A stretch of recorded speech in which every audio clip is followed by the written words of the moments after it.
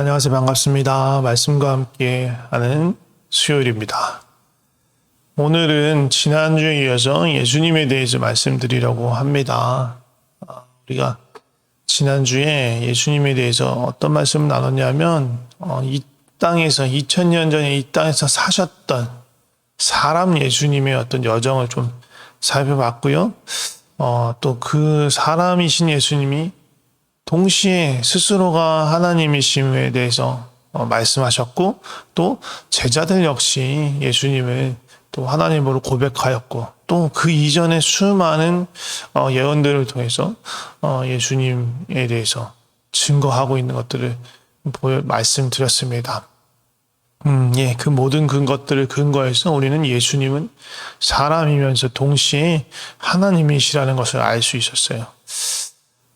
예수님이 그냥 어떤 한 부분만 사람이고 또 다른 한 부분은 하나님이다. 그것이 아니라 완전한 사람이면서 동시에 완전한 하나님이십니다. 그리고 그것이 2000년 전에 이 땅에 계셨을 때도 그러했고요. 지금도 여전히 그러십니다. 그렇다면 우리는 왜 예수님께서 참 사람이면서 동시에 참 하나님이셔야 했나? 것들을 조금 생각해 봐야 합니다. 그 전에 우리가 먼저 생각할 게 있는데요. 죄의 영향력, 죄의 어떻게 보면 파급 효과에 대해서 좀 생각해 봐야 합니다. 최초의 죄를 범한 사람은 누구였습니까?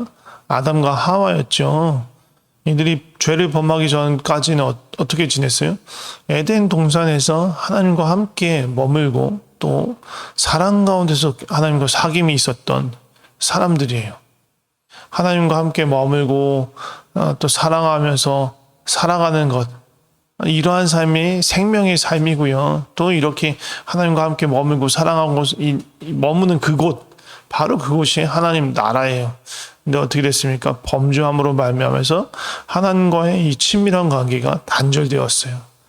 이 관계가 생명이라면 이 관계의 단절은 죽음입니다. 사망입니다. 또한 에덴 동산 밖으로 쫓겨나면서 하나님 나라 밖으로, 생명 밖으로 쫓겨나가게 된 거예요. 그래서 아담 이후의 모든 육체들은요, 참 생명이 없는 채로 죽음 가운데서 태어납니다. 이거 저와 여러분도 마찬가지예요. 그래서 로마서 5장에서는 이렇게 얘기합니다. 한 사람으로 말미암아 죄와 사망이 들어왔다. 한 사람이 누굽니까? 아담입니다.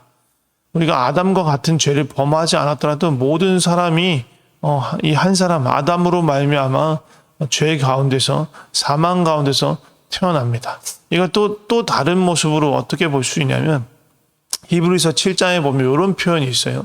죄에 대한 것은 아닌데 아브라함과 멜기세덱이 만났을 때, 멜기세덱과 아브라함을 만났을 때 그러니까 레위 지파 말할 때 그 레위예요. 레위는 누구의 아들이냐면 야곱의 아들, 이스라엘의 아들이에요. 그러니까 멜기세덱과 아브라함을 만났을 때 뭐라고 됐냐면 레위가 이미 자기 조상의 허리에 있었다라고 말해요. 그러니까 아브라함 안에 레위라는 후손의 씨앗들이 아브라함 안에 속해 있었다라고 말하는 거예요. 그러니까 이 말을 조금 더 확장해서 생각한다면 모든 사람의 공통된 조상인 아담이 범죄할 때 이 아담의 허리에 모든 사람이 속하였다라고도 볼 수 있는 거예요. 그러니까 우리는 아담 안에서 죄를 범한 자가 됐고요. 그래서 아담이 생명 바깥으로, 하나님의 나라 바깥으로 쫓아내게 되면서 우리는 죄를 범한 자가 죽음 가운데서 태어나서 죽음 가운데서 삶을 마감해야 되는 그런 사람인 거예요. 저와 여러분 다 포함해서. 우리는 그러니까 하나님을 모르고 하나님과의 관계가 단절된 상태, 죽음의 상태에서 태어났기 때문에 우리는 하나님을 알 수 있는 길이 없어요. 스스로 우리가 죄인임을 알 수 있는 방법도 없는 거예요. 어떻게 보면 죄와 사망에 대한 것이 한 사람 아담으로 인해서 그랬던 것처럼 하나님의 구원의 경륜 역시 한 사람이신 예수님을 통해서 일어나는 거예요. 지난주에도 말씀드렸지만 예수님은 완전한 사람이셨습니다. 아담이, 모든 사람의 조상인 아담이 하나님을 떠나 스스로 하나님이 되고자 해서 불순종의 길로 가서 결국은 죄의 길, 죽음의 길로 갔던 거하고 반대로 참 사람이신 예수님은 하나님 앞에서 스스로 낮아져서 죽기까지 순종함으로 인해서 의의 길, 생명의 길, 그래서 우리를 다시 하나님께로 돌이킬 수 있는 그 길을 여신 거예요. 그 길을 만드신 거예요. 이로 인해서 우리가 드디어 하나님과 회복할 수 있는 그런 가능성이 열린 거예요. 자, 생각해 보세요. 우리가 어떻게 죄와 사망 속에 들어갔습니까? 아담 안에 있었기 때문이에요. 아담에 속한 자였기 때문에 우리는 죄와 사망 가운데 들어간 거예요.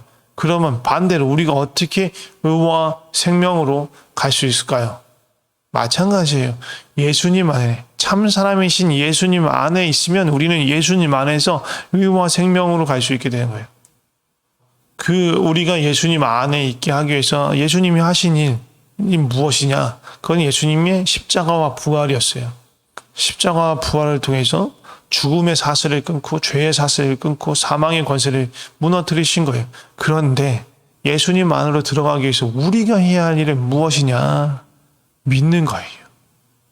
믿음으로 세례를 받음으로 예수님의 죽음과 부활에 연합하여 예수님 안으로 들어가게 되는 거예요. 그렇게 될 때 사망이 아담을 통해서 우리 모두에게 영향을 미쳤듯이 생명이 예수님 안에 속한 우리 모두에게 작동되는 거예요. 예수님께서는요, 참 사람으로서 순종의 길, 십자가의 길을 끝까지 견디시면서 완성하셨어요. 이것은요, 원래 사람이 가야 하는 길이었어요. 그런데 첫사람이었던 아담이 그 길에서 실패했어요. 그래서 예수님이 사람으로서 이 길을 감당하셨어야 됐어요. 끝까지 순종하는 길. 정말 온전한 사람이 갔어야 하는 그 길, 그 길을 예수님이 가신 거예요. 이거는요, 하나님이신 예수님의 신성하고는 상관이 없는 일이에요. 생각해 보세요. 성삼위 하나님, 삼위일체의 하나님이신 예수님은요, 원래 온전한 사랑의 연합, 일체로 존재하시는 분이기 때문에 순종을 억지로 할 필요가 없어요. 그냥 그 자체로 서로가 일치된 마음이 있기 때문이에요.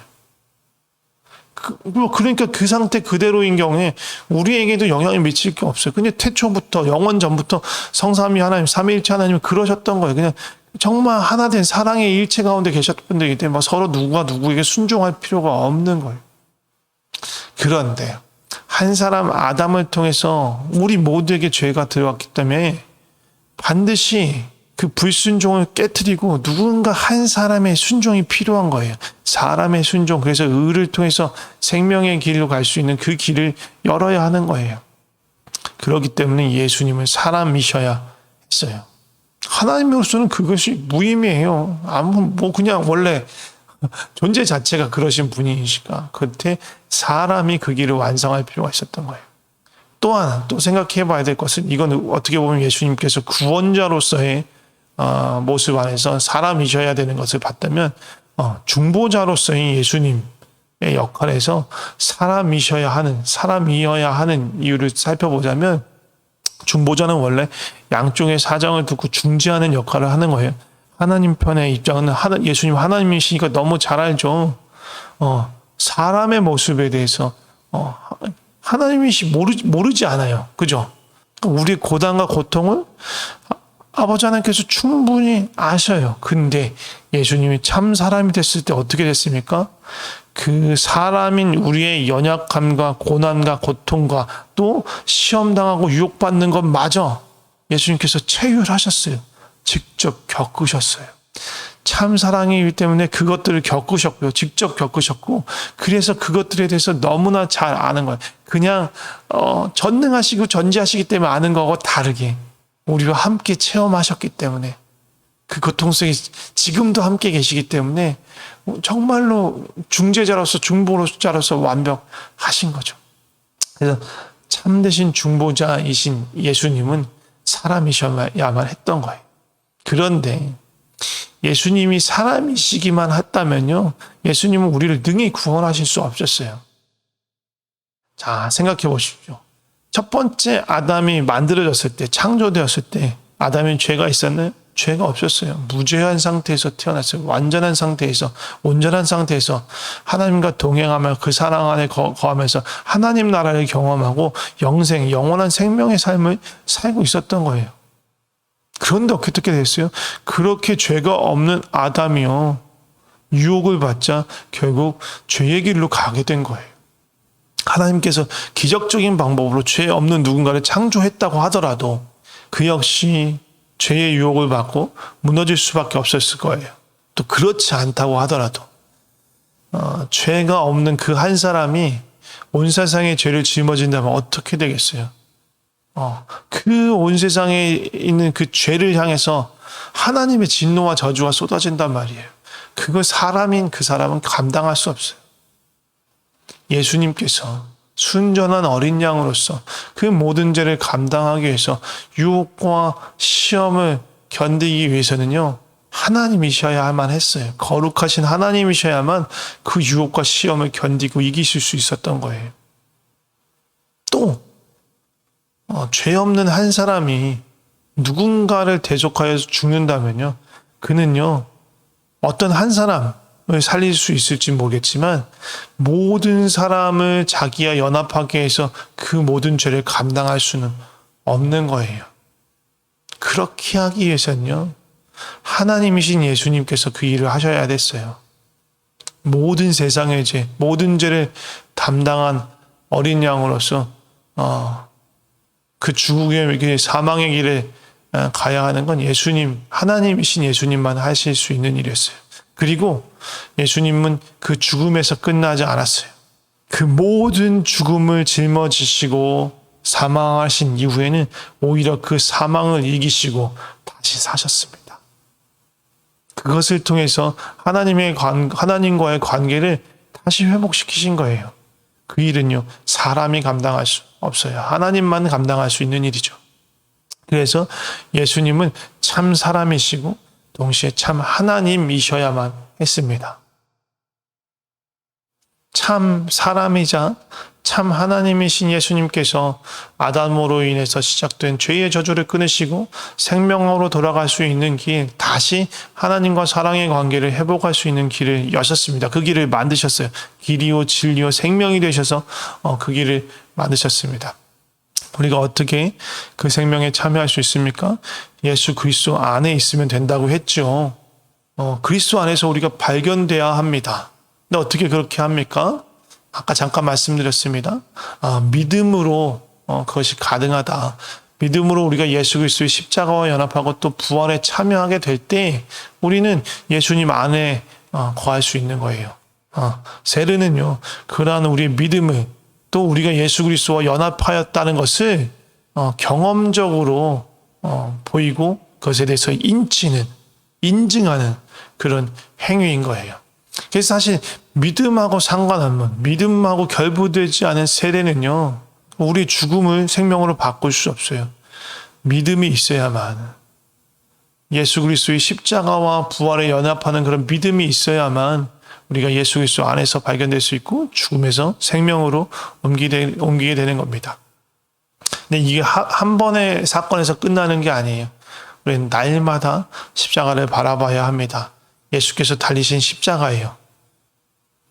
그런데 그 십자가에 누가 보입니까? 예수님만 보이는 게 아니에요. 아까 말했듯이 우리는 믿음으로 예수님의 십자가와 연합했어요. 그 얘기는 뭐예요?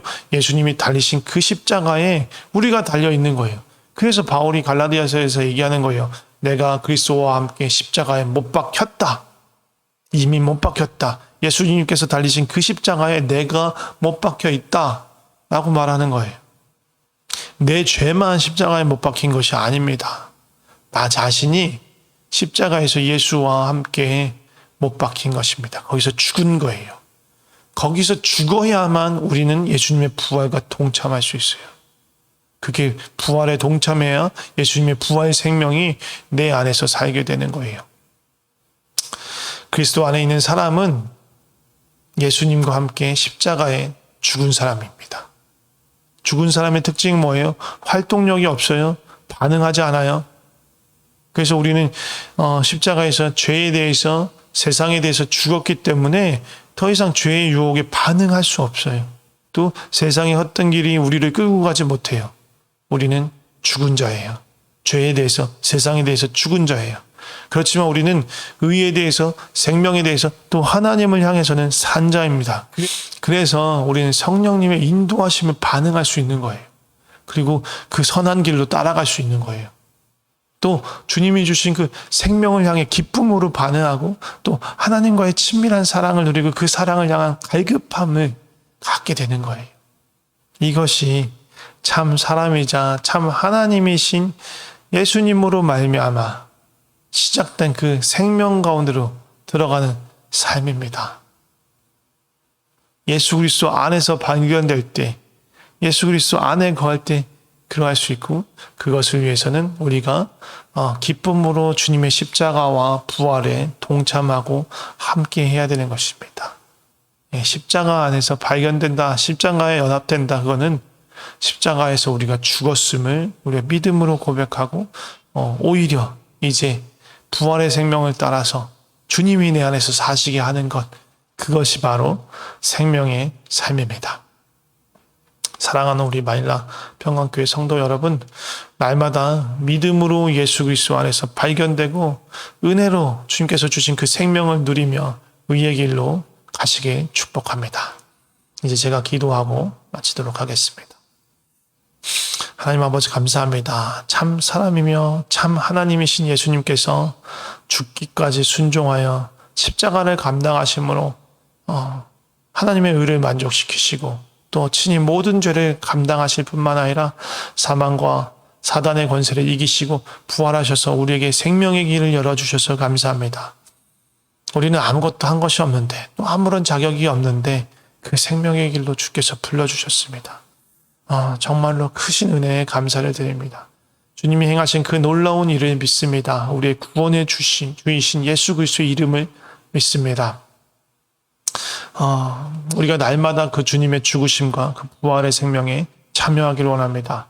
매일 그리스도와 함께 십자가에 못 박혀서 세상과 죄에 대해서 죽었음을 기억하게 하시고, 주님의 부활에 연합해서 의에 대하여, 생명에 대해서, 하나님을 향하여서 살았음을 잊지 않게 하여 주시옵소서. 참 사람으로서 예수님께서 가신 그 길, 지금도 우리를 인도하시는 그 생명의 길, 그 좁은 십자가의 길을 기쁨으로 따라가게 하옵소서. 주님께서 회복시키신 그 주님과의 친밀한 사랑의 관계를 정말로 충만하게 누리게 하여 주시고, 그 기쁨을 떠나지 않게 하여 주시옵소서. 주님 감사합니다. 주님 감사합니다. 예수님의 이름으로 기도드립니다. 아멘.